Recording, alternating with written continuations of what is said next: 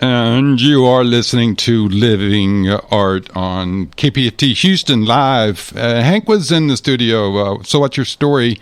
Don't know the name of his new co-host, but good to see them back on the radio in Houston on Caroline Street in the flesh and blood. Great to be with you tonight.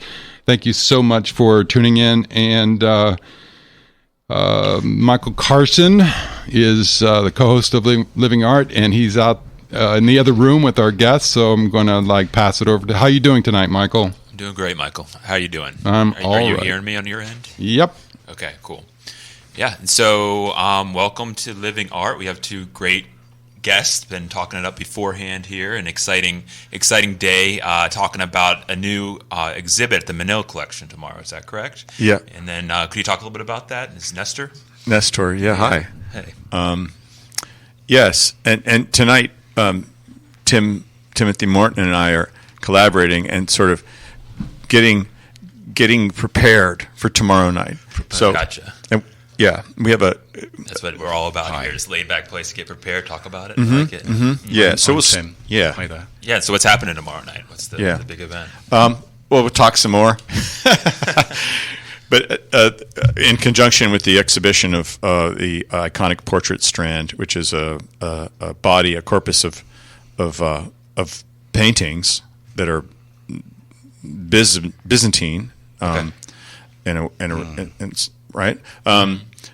We're going to be looking at those and focusing a lot on those tomorrow night, and so preparing for that gives us an opportunity to explore that, but also to explore Timothy's writing and his work, because it really resonates well. Mm-hmm.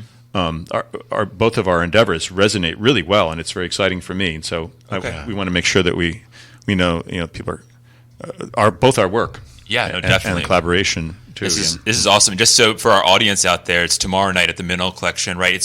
Your exhibit's been on for a while though, right? Is that correct, or is it starting in August? Or has it been? Yeah. I'm not very good with time. I don't think it exists at all. I'm with you there. I love that. But nonetheless, there it is. Right. Okay. Sometime I do think it exists, Nestor, but Good. I'm still bad at it. There you go. Yeah. That's fair, I think. Yeah. August. I think it was August. August is. So it's there now in this time frame, right? Yes, and sir. So next couple of weeks, I believe. And then tomorrow, important time for our audience, 7 p.m. at the Manila Collection. And you get to hear, you're going to be talking about there as well? I certainly will. Okay. I'm Timothy Morton, and normally I write sentences about ecological awareness, and in a way, it's a good way to think about Nestor's work. Really? Okay. Because ecology is about coexisting, isn't it? Mm-hmm. And in that room, which I highly recommend you go and see, people, it's not that you're looking at pictures in a gallery; it's that you're in a room being seen. The pictures are looking at you. Icons are supposed to be, traditionally they're alive, and they're so alive, Nestor, that this is secular the right word? Because in a way it's how sacred ordinary life actually is. These are not like saints per se, but kind of they are, because they're just somebody that they're your friend. They sort of save your life when you feel terrible at 11 at night and you need to text them, that right? Sounds brilliant. And so you're in this room, it's like everything you wanted out of Facebook, right? The little tiny square picture of the person online in whatever platform you like to use. Only these are people shining out of this golden space where they're kind of moving, and they're not, it's incredible, Nestor. It really is very, and the intersection really is that Nestor's working with Christian art and I'm working with Christianity, because I'm just about to publish a book called Hell in Search of a Christian Ecology. Oh, wow. Okay. And so actually these two things are really talking to each other, and it's a great honor and a privilege to be doing this conversation with you guys. Thank you very much for having me. Yeah, it's an honor to have both of you on tonight. Oh, we're delighted to be here. Yeah. Just to back up a little bit for our audience, the Byzantine icon, what is a Byzantine icon exactly? I know you explained it a little bit there, but they might not have any background on that. What would that be? Well, and I want to be careful to differentiate, not disassociate, but differentiate the paintings, the iconic paintings from an icon. If someone was familiar with an icon, they could look at the work and they would know this. But there's not that much familiarity with it in the West. I grew up in the Orthodox Church environment as a Ukrainian American, and so really liturgical things. The idea, what an icon does, is something separate. It's a window. It's an access place to the noetic, to heaven, to this beyond that we can't touch in this realm. And it's not something that's an interpretation by an artist. It's something like a visual way to access beyond, but in Nestor, a spiritual way. You know why you know why you can't touch it, right? Because in a way, Belinda Carlisle was right on the money when she said heaven is a place on earth, right? Like that's right. That feeling of alive, which is so beautifully preserved in the Orthodox tradition, as far as I can tell. Yes, Kind of is the sacred in a certain way. Like people are looking in the wrong direction for what is life. My daughter was just recently scanned using an echocardiogram, and the technician was creating this incredible sort of palpitating opal looking at her heart, colorizing it on the screen. And it was this thing, and the Greeks have a word for it actually. It's called thumos, right? Thumos, gunkung, thumos. It means palpitation, trembling, right? There's the concept of life, which is like, is this alive or is it not? Like kind of intellectual. And then there's the juridical one, which is called zoe, which is, does this creature have a right to live or not? But then there's this other one, which is more like this pure kind of vibrational thing. And that's the kind of life that's in that room. And it's, the strange thing is that this life feeling is the out of reachness. That feeling of out of reach, right. Like there is so much Christian contemplative stuff about just be a cloud of unknowing, right? And it overlaps with a lot of Eastern stuff, which is saying that feeling that you can't quite get it, don't fix it, that's it. And it's almost like simply like nerve signals arrive quite slightly late. So whatever this is, and I'm touching my face and my body and stuff, and I'm reaching out and touching the table. Audience, yeah. It's like whatever this is the future. Right, it hasn't happened yet to my brain, right? So this thing right here is literally just tantalizingly out of reach, and in a funny way, just to use a very posh word, phenomenologically, it's far out in the it's the furthest distance thing. Like the black hole in the middle of the Milky Way is closer, experientially. I'm not talking about tape measure closer. I'm talking about experientially closer than that. And so I'm making this case in this book for the beauty of religion being actually the beauty of life, and I think that's your work in a nutshell.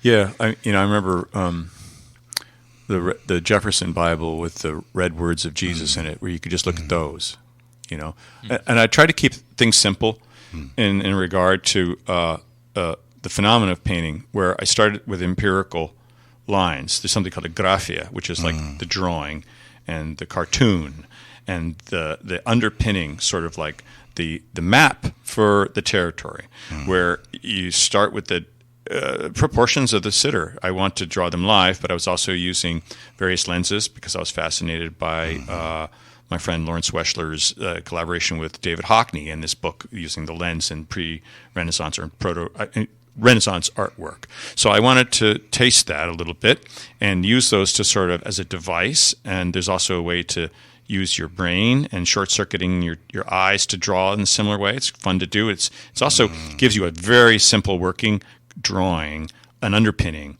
Nestor, there. Do you think the eyes, like, because in philosophy, well, some people say I'm a philosopher, which to me is an insult. Possibly to me, possibly to philosophy, or both, right? But like, thank you for laughing. But basically, like the eyes, that they're supposed to be different from, like when you say I know, you say I see. You don't say I smell. And even if you say I hear, it kind of means I understand and tolerate, but I don't really agree. I see, right? And there's this kind of, I almost want to invent a word, alienation, like alienation, only with the word I. Yes. It's almost like the I has been kind of torn out of the senses and made into this privileged thing. And it seems to me like what you're doing is having all this tech, some of it sort of malfunctioning, and kind of pulling this tech back into a more kind of medieval feeling and trying to like trick that, right? Like, it's not like you're trying to trick the actual eye. It's that you're trying to trick the whole thousands of year lineage of, like, seeing as a special different thing, which is, I could go on now and explain how that's really a form of nihilism, but I'll just shut up. I think it's a healthy form of discovery, because what happens after the drawing is there is a method that suggests itself within those boundaries, within the guidelines. There's a lot of things that can be different. And so it's like, I don't have to do anything. The foundation's already there in a sense. And now I can trust the fact that it tells me something. Kind of like when Louis Kahn says a brick wants to be an arch, then there's a structural imperative in actually building the painting with paint and the way it's built, which is the way icon writing has been done since about 700 or 800 AD. So but you for a different purpose. And pardon me. Yeah. I'm an expert interrupter. I'm on the radio. Love it. Interrupting is forbidden. No, it's great. But It's a good skill, what you're doing there is you're listening with your eyes to the picture. Like, it's like anybody who's been in a band knows that acting versus passive is some kind of weird tweet from the Middle Ages that doesn't really work. But actually, like, when you act, it's more like you're listening or attending to, and when you said it, a brick wants to be an arch, is that this picture is talking to me, I'm attending to it, right? There's your life thing, right, in a certain way. That's what we're kind of talking about here. Yes, absolutely. And it'll talk to you. It'll tell you what it wants to be, the painting, what it wants to be. It doesn't. I'm not looking for natural light. I'm looking for an inner light, because the paints are already set up. All this stuff is already set up. It's like I just have to be there, and nothingness allows for reality. Well, Nestor started to paint me today, which was an honor and a privilege, and he said there's a transmission going on. And I thought, yeah, there is. And I remember the last time somebody painted my portrait, oh my God, that sounds so pretentious. But there is genuinely a whole kind of taking a photograph really does steal your soul thing, where the painter is, or the photographer is, kind of sucking something from you. But there was this kind of interplay while we were doing the thing, where I was having something transmitted into me, and there was this kind of mutual quality. And again, if you go in that Menil room, it's a very healing place to go, because you're being seen by friends. It's everything you wanted out of Facebook but never get, because you just doom scroll and there's nothing there, and you're like, oh my God, no. Yeah. It was a way for me to have a meaningful interaction with folks, where something I think important to me and special happened in a short period of time, and it wasn't loud and it wasn't superficial, and it was a meditation in a way, and then it was also an acknowledgement of a certain window of control, and really outside of that was where things were really but like a meditation in terms of being alive with other people, as opposed to some kind of special abstract thing that makes you enlightened. That's not it, right? Like, it was just literally being with other people, And this to me is like, if you really want the essence of something like Christianity, it's about being with other people. It's about people coexisting with people for no reason. Like, why do you need a reason to love somebody? Like, if you think it's kind of, it's over. Yeah. Well, it's their left ear. It's the smile of the Mona Lisa that I like the best. Okay, let's make 1 million photocopies of that, and like, look at that. Like, I don't think that's going to be 1 million times better, right? Like, and so there's a kind of unspeakable quality, right, that gets kind of, but it's part of language, actually. Speech, real speech, isn't just words. It's this kind of ocean of energy. Yes. And the words are just kind of like the foam on the surface of the ocean, or like the receipts that come out of the cash register of a kind of listening process. It's like, after a while, people are like, okay, microphone, that's kind of what we're doing here, radio show. These words evolved, right? You'll never find the little old lady who first said the word shiznit in Los Angeles, assuming that it was a little old lady in Los Angeles for a moment, right? Because you have to say a word at least twice for it to be a word, right? Which means people have to hear it, right, twice. And so, like, again, like it's like listening with your eyes. I can't describe it any better than that. It's like your eyes get really softened in that room, and you forget that they are these weapons, like pointing outwards like arrows, trying to kind of command, control everything all the time. The room he's talking about, and I just want to break with this discussion that really our audience gets a chance to eavesdrop on, is the room at the Manil, the main building, tomorrow night from 7 to 8, and it's Nestor Topchy in conversation with Timothy Morton, and both of those gentlemen have been kind enough to visit us here on Living Art. And just want to thank the audience, without whom this wouldn't even be possible. They're kind of real, right? The listeners, you see. Like, it's like when writing a book, I'm obviously thinking about what do I say to people, right? Like, the second part of Aristotle's rhetoric is a huge exhaustive list of all the emotions he can think of and all the ways that people have them and how the people react and all that stuff. Because when you're speaking, you're actually listening, like you're attending to, and like even you're listening to something that isn't you from the future. Like when I was typing this book called Hell, In Search of a Christian Ecology, sometimes my fingers would just be working, and it's a little bit like what you're describing with this drawing. It's like my fingers are working, and I can do this kind of stenography typing.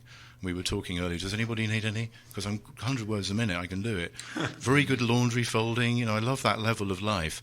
And I'm typing away, and I'm actually seeing this idea, and I'm like, oh, that's good, I wonder what he's going to say next, kind of thing. Right? And people say that that's the zone or whatever, but it doesn't feel that special or different. It's just like, why else would you write? Why else would you work with someone if you could predict everything that could happen? Right? Like, there are people who want the future to be predictable, and they build walls and they interrogate people who come through those walls to make sure that they're the right people. But that's no fun, and that's how you become extinct. Like, imagine you're a single-celled organism, you're plopping through the ocean, and suddenly, it's about 3 billion years ago, right? And this guy can talk for some reason. They can talk to themselves, and they're plopping through the ocean. Boom! Oh, my expletive! Did I just swallow poison? Like, that's what they would say, right? 300 million years later, some amoeba, like, no, that wasn't poison, that was another bacteria, and it symbiotically welded itself to the organism, and now we're animals because these things are mitochondria. And it's like allowing strangeness, allowing strangers in. And again, this room, Nestor, I don't know how you feel about the room, but it's a room of strangers who are not alien. They're strange. Like, their strangeness is that they're familiar, and their familiarity is a kind of strangeness, and it's this very warm uncanniness. You just took the words right. People are aliens, and they need to be excluded. You took the words right out of my mouth when you said uncanny, and that was like swimming around back there in my soup of a mind. And I found a sort of a window between the Proto-Renaissance and the Renaissance work where it almost looks like the uncanny that we have talk about now, when something has this familiar yet not quite there, real somehow, or should I say the reality of it is distinct from something that we don't pay attention to. It's something that shows itself, and it keeps us in a sort of anticipatory state, almost like the arrest of beauty, when beauty moves you, and you don't know whether there's poison here or there's some flower here. For real. So the thing kind of, and this is sort of like the purview normally of abstraction. Abstraction is like uncanny without familiarity. Let's go to the worst possible work of art ever, perhaps, which would be the crucifixion. Yeah, and once you've read it or seen it, you can't get that out of your mind. It's like, oh my God, I'm looking at this picture, but I'm actually looking at the Passion. And like, imagine if Jesus was crawling up to Golgotha there with the cross, and he actually looked at someone and winked and went, don't worry, this is all going to make sense in a while. There's going to be a religion about me, and that would kind of blow it. Right, the uncanniness of somebody who is, just to be very abstract and sort of theological about it, are they fulfilling Judaism or are they going beyond it? Is this icon of a saint, and what does saint even mean? This is Nestor's friend, but then again, saints were somebody's friend at some point, right? Like before they were, these are the official people that we've designated as the official religious people, and these are where you have the religious feelings. The uncanniness of just encountering another person, Right. is like if you take it to the level of absolute vomit, is still got this. That's where the essence of all the beautiful religions are, seems to me. Discuss.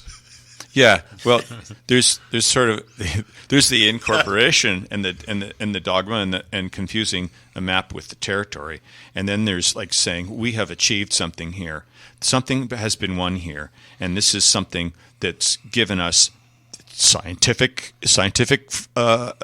practice. I mean, the cloisters and all these things. None of this would have happened without that kind of giving in, that kind of calm abiding, and that kind of like strong affirmation of faith and discipline, And right? And yeah, geometry. that's right. Like just the simple act. When Nestor and I say geometry, we don't mean doing things with protractors. What we mean is what the Greeks meant when they said you can do calculations only using a straight edge and a pair of compasses. You're not allowed to use numbers, because what it is your body moving. Like geometry literally means pacing on the earth, right? And like we were talking about this the other day, right? That actually there is a way in which geometry sort of is intrinsically sacred, and you're very interested in this notion of sacred geometry, right? And it works its way into your work that right, like everywhere, right? Yeah, rectangles, we don't really look at them much because they're ubiquitous, I mean, but they're geometric shapes, and all of these constructs that we have are geometric shapes that have a place and a I see them taxonomy. I see them in this room. I see them now. Yeah, starting to see they're There's appearing about everywhere. 9. Yeah, a lot of They're especially there already yes, haunting. yeah, isn't it? yeah. The egg crate pyramids here. They're Egg crate pyramids. Everywhere. Is that the name of our band? egg crate pyramids. We also in addition to geometry, we also made some pretty good polemic pairs with Lennon and McCartney, and what they both need each other. And now I'm starting to go out there, but I'll bring it back in as far out as you need. with geometer. Is that the thing where you take the stick and you stick it in the ground, and then you walk in a circle, and that gives you the circle, and interlocking circles allow for crossed lines where the circle is interlocked, and everywhere there's a point where those lines cross, that's where there's an eye, by the way. Don't ask me how I saw this. I don't want to encourage people to experiment, but I've seen those eyes where lines cross, and everywhere there's a point, there's really an eye. You're everywhere. like real human eyes, or like No, I'm talking about eyes that see you and you see them. I'm talking about, corner me sometime if this resonates with you, and I'll explain it in detail. But I don't want to explain it to the ether and have people think that anyway. So Socrates and Jesus are often compared, and they both drew things in the sand with their fingers, and they did them at very significant moments. And when Mary of Magdala is about to be stoned for adultery, Jesus is just going, "What are you talking about again?" And he's just doing this sort of doodle in the sand. He's doing geometry, right, without the formal kind of you're under examination thing. And geometry is a contemplative practice. So the example I was saying to Nestor the other day was basically, so the city of Delos, there was a plague, right? We're talking about ancient Greece here, and they went to the oracle at Delphi, and the oracle said, the plague will go away if you can double the size of the altar to Apollo. So that's a geometry problem. Can you double the size of a cube using only a straight edge without numbers and a pair of compasses? Answer, you can't, but it took people 400 years to prove it using geometry. 2 of Plato's students proved it using algebra, and he got really mad at them because the numbers come later. When you decide to measure the world in a certain way, that's for a certain purpose, right? Like, say you want to colonize the quote-unquote Spice Islands, and oops, we went the wrong way. It's Columbus Day week kind of thing. And tomorrow, when my wife Trina, who lives in Jamaica, pointed out, that, one of the people on the boat there says, "Oh, look, there it is," when they pointed at Hispaniola tomorrow, right? Like the 12th of October is the day when they pointed at that. And technically Jamaica was seen a couple of years later. I'm going to be corrected because I'm probably wrong. But the whole idea of, like, we measured it, we're not really feeling it. We are X miles away from wherever, and this is where we predicted that these islands will be that we read about in this fantasy of the earthly paradise. It's like getting an asteroid. It's like Elon Musk with the asteroid, only it's the spice race rather than the space race. But they were going the wrong way, but they didn't care because they got the measurements right. And ... planet death. Wow. I've been Timothy Morton. Thanks for having me. No. The planet. That's a lot of leaves. Love it. No, you just, yes, I do the same thing. I'm like, I was thinking of it. Didn't you understand that that you could read my mind? And, but seriously, planet death. See the silence? This is the silence. Respectful. What you said earlier, not the silence of the lambs. What was the silence of the what? I'm writing a book called The Silence of the Lawns because I'm Silence trying to of get the people Lawns. to abolish leaf blowers. That's right. Where I live. They actually are the Menil collection, folks, if you're listening. Right. But like, so Laurie and I did a gig once at the Moody Arts Centre. That's right. I was there for that. Yeah. And right. somebody Laurie asked Anderson, the question. They're like, "Well, what can we do given that the world is bursting into flame?" Right. And Laurie said, and this is very hard to do on the radio, folks. Laurie said, one of the things you can do is this. And I'm pulling a face. I'm not pulling a face. I'm letting my face be like a corpse face. Like Laurie does the best death face, right? Yeah. Just Google images, Laurie Anderson. Yeah. And it was like, oh, I can just be... Like, when were we not dying? When were we not going extinct? These things have always been true. It's this sort of frantic warding off of the end of the world / bring it on. Jesus never said anything about the ice caps burning, so he wanted us to do it, which is the thing that people actually say in Texas. That's right. We've heard. Yeah. It's okay. Yeah, You're good. it's like the letter of the law versus the spirit of the law, right? When one comes first, the one that's there to help is the thing that comes after we define the fact that we need help, and that's our hearts. Man, that is so. Things that come chronologically after, are often logically before, right? Like, how come flowers? Like, the flowers came after plants, but they're saying something true about DNA, which is that it's not about utility because they're really expensive, unquote, to produce from a kind of that point of view. So there's got to be some kind of excessive thing in this life stuff, right? Like sexual reproduction came after cloning, but it's saying something true about DNA, right? Viruses came after bacteria, but they're saying something true about life forms, which is that they're permeable, right? You can pop that DNA out of the cell wall and suddenly you've got COVID. Yes. And this portrait strand, I was thinking of a social and cultural DNA, actually. So the takeaway from this is Nestor's icons come chronologically way after the icons of the early church, but they are logically prior to them, which is why they're so profound. What you experience in the room is the reason why the original icons were any good. They were alive when they had a little bit of light on them. The gold makes it move. They're moving. And then there was, there have been later things like the movies were moving picture were picture shows where you just sat in an audience with opera glasses and the curtain opened and you looked at the painting. Yeah. It was a big painting. You could look at a lot of that. And then an orchestra would play and the motion happened in your head. The motion and the movements in your eyes. Your eyes are in your head. So in one of the rooms of the Menil, there was the things that the surrealists collected, right? And one of them is a phantasmagoria, which is a great word because it both means the device and the thing that you see in the device. Mm-hmm. And you put like a candle flame in there and you see this kind of flickering, moving, and like the way you paint the faces, your eye is allowed to kind of slip around the figures and the gold is doing that thing. These images are highly phantasmagorical, if I may. Smoke and mirrors. Yes. Yeah. Yes. There's that movement in the portraits. There's a sort of a plasma that you find happens like... and these are iconic, They're not icons. I write icons, but these are not icons. But these are iconic.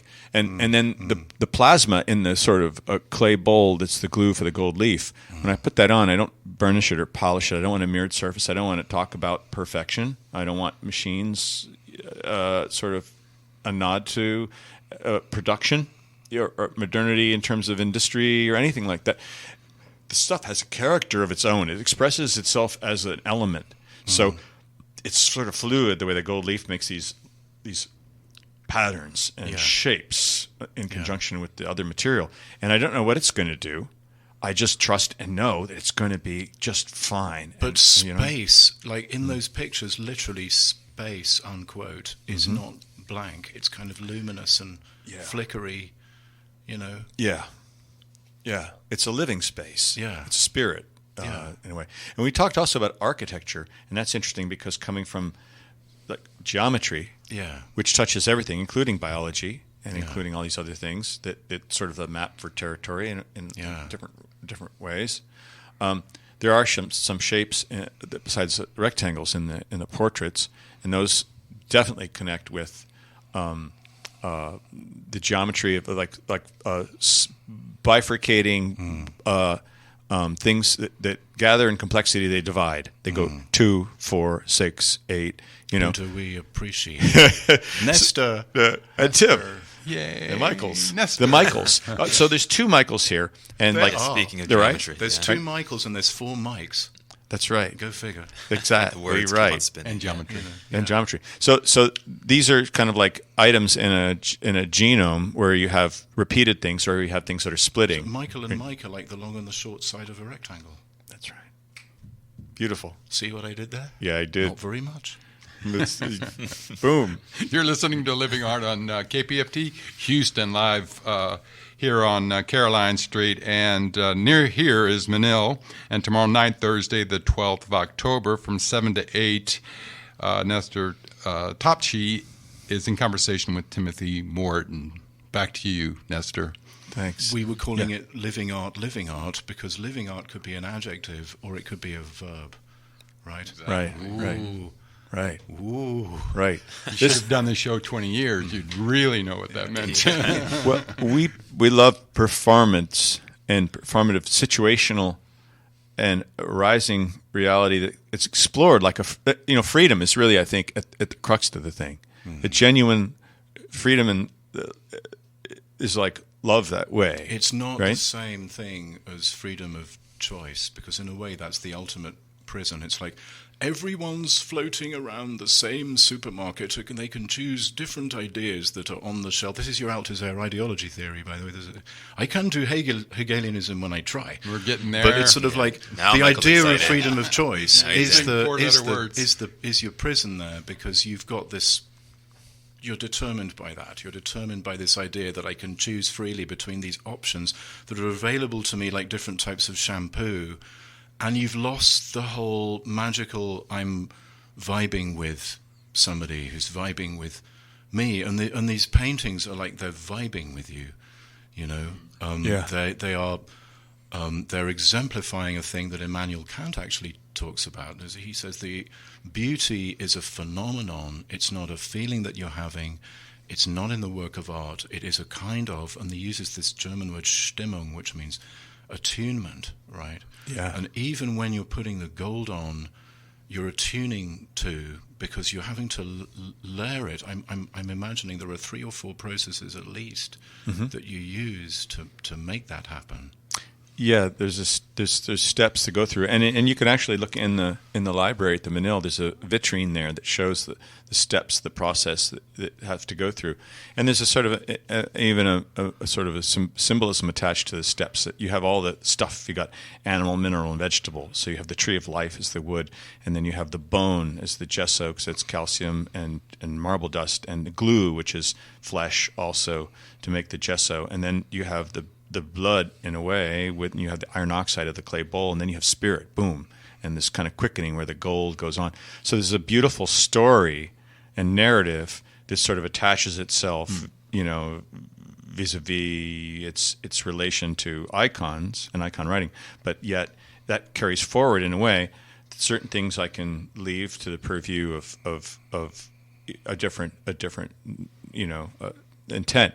But with these, I'm free to find the incredible experience of these things each time. Well, kind of it's like we were just saying about how sometimes things that come after something are implied by that something. It's kind of obvious, right? Like going to the toilet comes after eating, but like spirit comes out of this process, but that's why you do the process, right? Right. So it's the basis for that is that.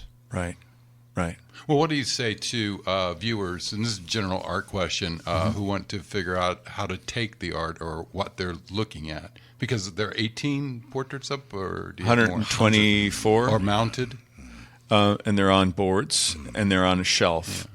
And I don't know where I got 18, but my point would be you might be overwhelmed seeing 100 portraits, and someone's like, what should I look at? You think you're going to be, right? But these pictures, for a start, these little blocks, right? And they're at below eye height, and it's like they're on your shelf in your living room, or actually in your your dark corridor between your living room and wherever else that is, right, in your house. And you can choose to look at them or not, right? But whether you choose or not to look at them, they're looking at you, right? So after a few minutes, you get this feeling of, there's nothing in particular I have to do in this room. There's nothing special. I don't have to think special art thoughts. I live in a Manil house down the street there, and you wouldn't believe the number of cars that drive at a special, and I'm going to say this, folks, irritating, if you live there, museum speed. It's over like 15 miles an hour. It's like, this is the museum speed. Right. I need to appreciate everything because actually I'm in a church. I'm not in an art gallery. I must stand very still. And one of the ways that your work subverts that is that this is not a white cube, right? Like this is not a place where these exhausted eyes on a trolley called the body get kind of dollied around by the feet that are aching, and you're like, and now I have to say a cool thing, otherwise the person I'm on a date with won't think I'm cool. All that stuff, you don't have to do it in that room. You're free from all of this ideological sort of training that we've gone through to basically like a lot of people who go to art galleries don't think they're religious, but actually they're being much more religious than a lot of people who go to church. Oh, I said it. Right. Go to the Louvre to die. Yeah. You could die in a day. Yeah. 3 days you will be incinerated. Yeah, and it's like all art has an invisible laser beam in front of it, and how dare you cross that invisible? Well, that's what I'm thinking. Is you two are talking about the importance of the viewer to like be the artist or to engage in whatever they're experiencing, even if they're bringing in a bad mood or they don't want to be on that blind date. I go in there especially in a bad mood. I go in there when I feel terrible. I'm a specialist at feeling terrible. I suffer from depression, and everybody hates me, and my mum's really weird, and like all kinds of stuff has happened in my life recently. And so I go there, and, just in general, stuff that's done for no reason is very relaxing for your brain. But it's much more than that in that room. It's like you get seen, right? It's kind of like, when you split up with someone and you're in a bar. This is going to be autobiographical in a minute. And you're on like the fourth or fifth beer or whatever it is. And you're basically getting something from the strangers in that bar that you couldn't get, possibly even from your very, very old friend. It would take longer to explain where you're at to that person than to these strangers, right, in a funny way. And so it's kind of like that. It's a very healing experience to be seen by people that Nestor knows, but you don't have to know them. It's kind of like you don't have to is the... Like, on the entrance to hell in Dante, it says, abandon all hope, all ye who enter here. Above that room, it should be, you don't have to. Forget about it. Great. Right? Like there's a bumper sticker that says, don't believe anything you think. But I think there's a better bumper sticker, which we should make, called, you don't have to believe everything that you think. Beautiful. Absolutely. What was it? Yeah, I was enraptured listening to this because it was really great. And what was I going to say next? You're on the three sources of life or something, if you want to go back to that track. Yeah, well, I also come to, back there somewhere was the vernacular of architecture and space, and at the center of the space was well, like an oasis, like the tragic poet's house in Pompeii, or the colonial architecture that has a common space surrounded, and and it's water and it's spirit, which is what the gold is, right? Too. That room is smack in the middle, pretty much, of the Menil. It's this kind of. We were talking earlier about how like ancient houses would have this kind of rippling water in the middle because that was the spirit. Right. In the house, right, being protected by all the other elements. You'd have a closed-in courtyard, and the water would be at the very center. Like a spring. A spring, yeah.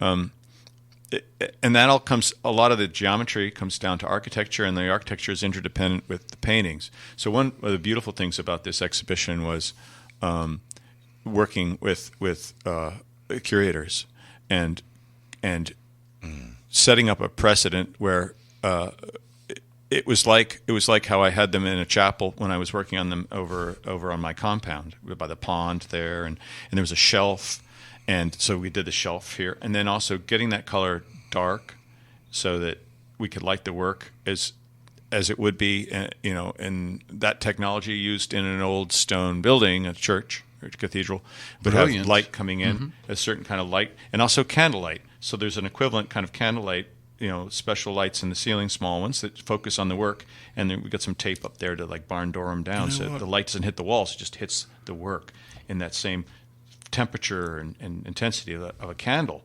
which is pretty strong when it's close to something, and sometimes there's scorch marks on the work, but Nestor, you said the right word there. You said curator, and I went thinking, aren't curators nice? And then I sort of thought, aren't editors nice? Because the editor of this book I'm doing called Hell is so good. And then I was thinking, aren't hosts nice in general? We've got these amazing radio hosts who are allowing us to freestyle here with gay abandon. And then I'm thinking the word host. Yeah. You are being hosted in that room. Now, host is a great word because host can mean friend. Right. Host can mean enemy, hostis in Latin. Right. It can mean the guest. And it can also mean the proprietor, the host, or whatever you want to call it. So it's everywhere, right? Being hosted, you get to be the host in every possible way in that room. When you're the stranger and you enter the town, you're either going to be coming to dinner or you're the dinner. Yeah. Right? So it can go either way, and this is this is at the heart. When you're at the dinner, you go, "Women seem wicked when you're unwanted." You do that sort of Jim Morrison approach to being the stranger. When you're down, that's right. When you're strange, that whole thing, right? The barbecue version. What did you mean about that? But I think cannibalism.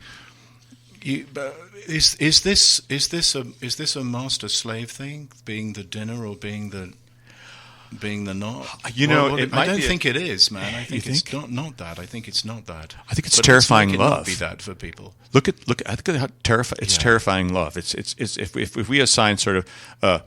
You could say the universe expresses itself somehow in this way, in this one regard, or you could say God or whatever you want to say. But look at how many creatures eat their loved ones. Very profoundly. Insects do this a lot. Your work is about deconstructing, which doesn't mean destroying. It means something much better, which is undermining to make it safe so it can't hurt anybody anymore. We need to seriously abandon this concept of master versus slave. It contaminates everything. It's subject versus object. It's artist versus audience. Right. It's machine versus person. It's person versus animal. It's inhuman versus human. And it's structuring, male versus female, active versus passive. And in this room, that metric does not apply, right? And I was thinking, again, to go back to the Christianity side of things, someone offering themselves as the food isn't saying, I'll be your slave and just do whatever you want because I'm the genie/slave and you can just rub me and I'll do a thing. It's a much more intimate relationship than that. And if we're going to have a serious conversation about how to do world-scale politics, we've got to have a serious conversation about groups. And as Sigmund Freud says, groups are basically narcissists. And unless you do serious work on them, basically groups are the previous president of the USA, unless you watch out. They're all about inclusion and exclusion. And eating is all about that, right? Like Alien just wants to eat the universe, right? That's narcissistic personality disorder. Yeah. This is a room Yeah. that actually could potentially heal you from that. And most psychotherapy says that is not a thing. Like psychopath is easier to treat than narcissistic. It's so like a baby doing this, I'm waving my arms about, is kind of cute. Oh, look at the cute, like a normal parent think, oh, I should feed this baby, right? But a 40-year-old person doing this is called alien. Right. You know, and there's so much alien going on, and groups in general behave like alien, and they tend to scapegoat people and reject them. This is a room full of people, and it's a group, but it's not that kind of a group. Right. It's another kind of a group that is, it's not including, but it's not excluding. It's not It's like dominating. disconstructing. It's not being the slave. It's a totally different kind of thing. You should go in there regularly as a kind of startup software for creating a new kind of future world where we are more ecologically, because we're more racially and gender-wise just and kind to each other, because how we treat each other is how we treat other life forms. And there are so many different genders and races and classes in that room, basically. Beautiful. Yeah. Thank you for Amen. hosting us. Yeah. Yeah, there you go. Amen. To bring the hell There you into go. it. Amen. Let me Amen. ask the first question that came to mind, which was, who wants to be a saint? Well, Forrest Prince said he wanted to be one. The late Forrest Prince. Forrest Prince, yeah, Yeah. And he was for sure. great. Yeah. You know, he was a really good friend, and it was always a blessing to see him. And we all have that potential, right? So when we're talking about like Buddha nature, I'm so sorry. When you said Prince, I just thought you meant, Purple Rain. right, That's where I went, yeah. Forrest Prince, Yeah. right? Houston artist. Wow. yeah. Like, for a minute, I was like, he was a good friend. I'm like, He's I'm kind of a sweating. saint. I'm He's kind of a sweating. saint. Right. I dare to speak He was to definitely someone. a saint. Right. Yeah. right? That prince. Yeah. You know. But it goes Yeah. to the question. Go ahead. No. Yeah. It goes to the question of the original saints, and Right. eventually institutions are formed, but original saints are just humans, right? They may not even consider themselves saints and so on. Right. And how many of them there are them? There are saints among us. I talked to Chuck Close, and he said, "Are you going to put me in heaven, or are you going to put me in hell?" And I said, "Well, that's up to you." So it's kind of like we have Buddha nature, we have this, we can do this, but I'm not addressing that. I don't have that authority with paintings. It's not what I do. Although I acknowledge the archetypal, and I don't even know if that's the right word, of an icon is something that I have all the reverence or appreciation for, but I'm a painter in this regard. I'm not making such icons. a good question, because it is Nestor sanctifying people by painting them, and what does that mean? And art Right. really doesn't want anything to do with the saints ultimately, do we? Well, beauty can go one way or the other, and so it might be a very specialist kind of thing. Art might be saying, "I just do eyes." Yeah. Right? The line from Blade That's Runner. a Blade Runner. Yeah, a Blade Runner yeah. a day keeps the doctor away, Right. as they say. Yeah. Yes, absolutely. So, Yeah. I'm not the portraits. They have the inherent, like everything, they have the divine in them, and the people in them who are incarnations of the living. What we see is the living universe, as God or whatever we want to say. It's all to be. It's also precious and it's a treasure everywhere. So how to deal with that? I have to sort of, in the way that the human body also is super efficient. We only see a very small portion of things in focus with our eyes, because our brain can't be huge to capture all that information. There are ways to short circuit it when you could see a whole lot going on. That shrinks down to a normal, manageable, and efficient sort of biped that can do things super efficiently and super well. And there's a lot that we're missing. There's a huge world of sensory that we can't see at all. It would just overwhelm us and destroy this armature. Our memories. A person. Our You're memories. starting to talk about Yeah. the abjection, right? In a more ecological world, beauty would always have a little bit of a disgust fringe to it, because you'd be appreciating the fact that not only do human beings enjoy the Mona Lisa, but snails enjoy sliming their way down the painting. There's a whole way in which being a scientist means being an amplified artist, where you're willing to be grossed out in the key of love. Like, there was a biologist on the radio a couple of years ago saying he was crying because this sea lion mother was loving on him in the ocean, but he was also really grossed out because the way she was loving on him was by feeding him dead penguins. But this is also where religion in a good way lives, right? It's like the ability to include the vomit and the other body fluids of the world, and you see the wax and the gold for a start, and the powder and the egg in these paintings, and if I was a Freudian, which sometimes I am because I was in psychoanalysis for 25 years, oh my God, I paid this guy hundreds of thousands of dollars, look how sane I sound. But there's a correlation between gold and a rude word that I can't say on the radio that you excrete into the toilet. Right. And so the abjection is precious, right? There's a whole tantric thing about how the body fluids are actually the sacred things. And all religions are honing in on this kind of VIP lounge that is actually your own lovely body, which is, from an ecological point of view, is just a biological entity living in a biosphere that you grow out of, like pears growing on a pear tree, with a partridge in it. And then Nestor said a thing because Tim had finished his shtick. Oh, well, this tree of life is well, I'm enthralled. And I'm sorry. No. Apologizing. It's wonderful. I find that it's also part of what maybe a metaphor of an iceberg or a larger body, right? That the parts that you can touch and actually see are things that are like the fruit of a lot of other systems, and one larger mother system. We haven't talked at all about Ukrainian eggs, about pisanki, which, and I think the egg came before the chicken.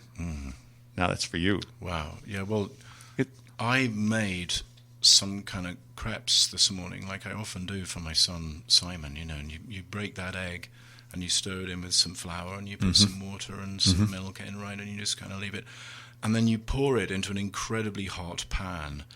And if you mess with it, it's not going to be a crepe. You've actually got to paradoxically just kind of leave it alone to be this weird, palpitating, bubbling sort of blob in the pan. And that's what makes it delicious, right? And what makes the art delicious is a little bit of disgusting. But, disgusting is basically death, right? It's like, if it was turned up to 11, this thing could kill me. Like, art in general, you've got to have a little bit of death in the art for it to be delicious. Like, the toast has to be a little bit burned in order to taste good. The rice pudding should have a little flappy bit on it, otherwise it's not really rice pudding. And the crepe should have these burny bits, and it should look really like this weird flap of something.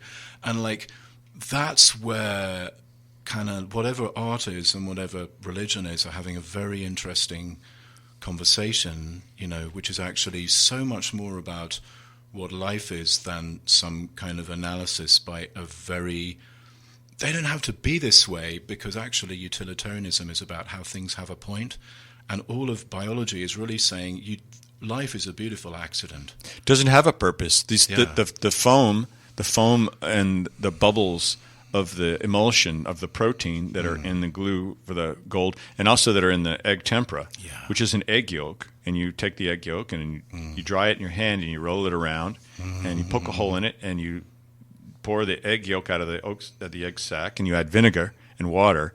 And when you use that with the pigment, the protein isolates the particles of the pigment, and that protein keeps it from oxidizing and also binds it together as it dries and as the water dries up and everything. So they're done flat and in puddles that soak into the gesso and the material. These paintings are being held together and they're luminous because of life forms, literally because they're made of protein. Yeah, the protein is the animal part. The protein is the part that holds it together. And at the end, the paintings are anointed with oil. The oil sinks in through the gesso and the pigment and the egg tempera, and it deeply goes into it, and it creates a kind of like it's a predecessor to varnish, but what it is, it makes like a kind of a linoleum where if a painting was found floating in the river, let's say an icon. Actually, icons have been found, back in the day, floating and washed up, and it's like, well, this is where we're going to build the church here. This icon miraculously floated because the protein kept it together. Wow! And the That oil sealed it. The linseed oil that sealed it up, made it incredibly strong and rigid. And the scale happens in the head because it's a small thing. Yeah. But everything's big and small in the head. Really, that's where it happens. I mean, it's our perception is our thought, and so we shift scale with something, whether it's small or large, and that's where it makes its impact. So with these, it's possible to keep adding to this thread of portraits, so it can keep going. It can go on and on and on. I can keep adding portraits, and as the community grows, it can also extend to other communities, and then pretty soon there's this really thin line seen from a distance. Yeah. And then you can approach it, and as you get closer, you see, there's agency in each one of these. But it's not the kind of adding that, America is about. Again, if I was a Marxist, I would say, let's get some slaves and let's primitively accumulate a huge pile of wealth. Like, why is America the richest country in the world? And why is America all about piles, right? The biggest shoe ever, you sort of drive down. I wrote this opera about time, and my line was, "Welcome to America, the biggest pile of Europe ever." And in a way, this is not a pile like that, right? We're not disconstructing. Better. So we're not approaching, and actually, those are your words from earlier, and I thought that was a good distinction. Disconstruction means that we're not doing that at all, right? What's the difference, do you think? Well, you have an agenda, right? Like the Nazi aesthetic was all about, let's create huge piles of jewelry and shoes and dead bodies, and you've got this one-size-fits-all, you're going to be dead because we're the Nazis, right? But whereas this is, I'm collecting you in a different way, right? I'm allowing you to be part of this community, but you're allowing me to be part of it too. And there's a kind of mutuality there that is very different from just assembling a huge big part, like it's like, porn collection of like a million zillion terabytes of the same kind of thing. But this isn't that, right? This is another kind of thing. And this is deeply talking to America, which from the point of view of a stranger, can you tell I have a souvenir accent here, is the land of piles. It's just like the biggest pile of everything. We've got the biggest crowd ever to see the inauguration is an American thing to say. The biggest pile. The trouble with that is that's literally fascism, because fascism is from the Latin word fasces, which means a bundle or pile of sticks, a gang, right? Yeah. So these paintings are like, if you want to unfascicize yourself, put thyself in this room. That's beautiful. And also, you must read Timothy's books. Please. What are the books coming out? Tell us. Well, Earth Day 2024. Hell in Search of a Christian Ecology. Columbia University Press. Thank you so much. Can't wait to read this. Yeah, that was amazing. Yeah. I really appreciate hearing all that. And so Living Art, thank you to our guest, and I feel I learned a lot tonight. And the show's tomorrow night, right, 7 p.m.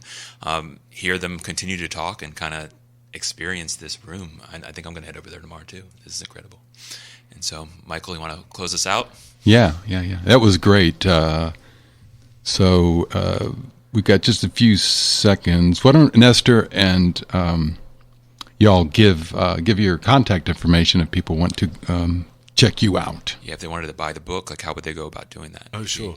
It'll be available sort of everywhere by Earth Day 2024, but you can always, if you want to talk to me, and we are connected now in some way because you've been listening, tbm2@rice.edu, TB like tuberculosis with an M at the end, Morton, tbm2@rice.edu. Just drop me a line and we'll talk.